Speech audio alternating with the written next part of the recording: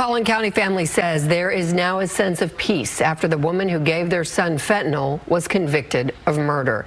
It's the first conviction in Collin County under a new law aimed at targeting the people who deal the highly potent drug.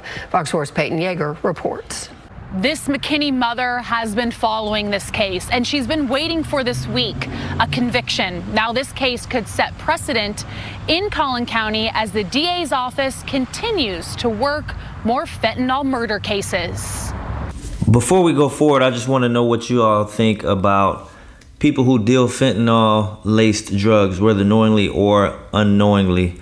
Should they be charged with murder if the person that takes those drugs dies of a fentanyl overdose? What do y'all think? My personal opinion, I think they should be charged with it. But what do y'all think? And my husband went to go check on him and found him. We thought he was asleep, but he wasn't. So yeah, that was the worst day for sure.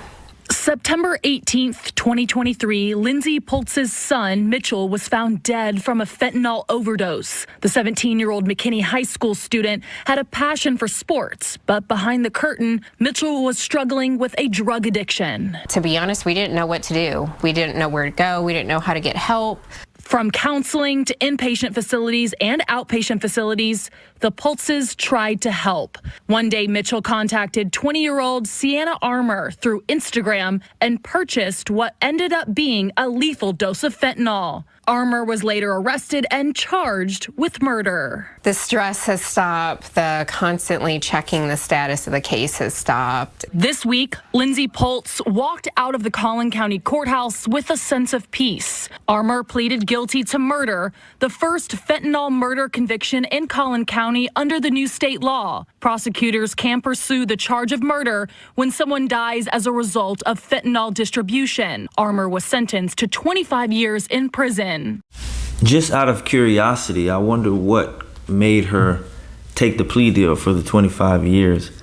They must have had clear-cut communication evidence that showed that she got it from him, or he got it from her, rather.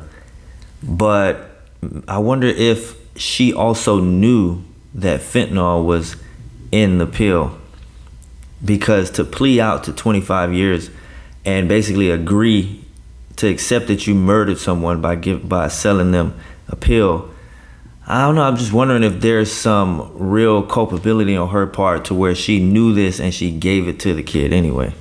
Poltz admits she hoped for more time, but the plea deal does remove some uncertainty. We didn't have to deal with a trial. We didn't have to deal with appeals, or this being the first case, how is the jury even gonna look at it or think about it? Instead, one of the last things Armour heard before her time started was Poltz's impact statement in the courtroom. Poltz tells Fox 4 over the last year, the tone in her script changed from anger to showing more grace, hoping instead Mitchell's 17 years of life will be remembered. I do think we got justice. I am very grateful. There's a lot of families out there in the same spot we are, and they didn't even have a detective look into it. We want people to see and hopefully change their mind on what they're doing in dealing drugs and dealing with fentanyl, that it's not going to be just a tiny drug charge anymore. It's going to be more than that. I would say they got justice, especially since this is the first conviction of its kind for a charge like this. 25 years now. She will be up for parole in 12. The family said that they will be there. On the one hand, though, I mean, the girl was 20, so, you know, not saying that people who cause other people's deaths should be treated with leniency, but I do believe that younger people can make mistakes and learn from them in prison after a long time, and they can come back after a long time and do something with their lives. I don't really, unless it's, you know, just a really heinous thing, I do believe in giving second chances. So, but I would say overall they got justice, 25 years, and, you know, maybe she won't get out in 12. Maybe she'll have to do closer to the whole 25.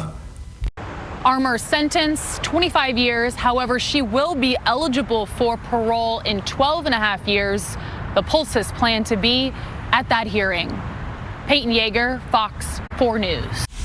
Sorry for the spoiler. I had actually watched the video, so I knew that she was going to be up for parole in 12 and a half years, actually, and that the family was going to be there.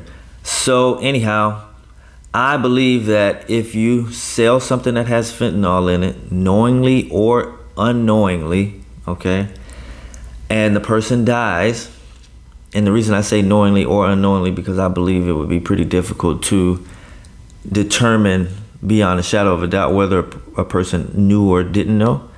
But if the person dies, you should be held responsible for that. And I know some people will disagree with that, but that's just my opinion. I believe that fentanyl is a chemical weapon of mass destruction, as it has destroyed a whole bunch of lives in the U.S. over the last few years, and it's up to this day, it's still going on. And I do believe that the government, the law, should have a stronger hand in preventing these kinds of deaths by setting examples. If you sell something to someone and they die, you're going to go away for a long time, if not for life. Okay, and I know people will say, oh, well, no one told them to take it, or what about the parents, or, different arguments. And I as valid as they may be, I think that people, the government should do its part to save people from themselves. Everyone is not going to make the best decision. That is the reality of it, no matter how logical you try to talk about it. The reality is everyone is not going to make the right decision. People are going to experiment with drugs, whether it's right or wrong. That's just going to happen. Okay, so we got to make it where people are not dying of accidental fentanyl poisoning. And that's just my opinion. Feel free to disagree.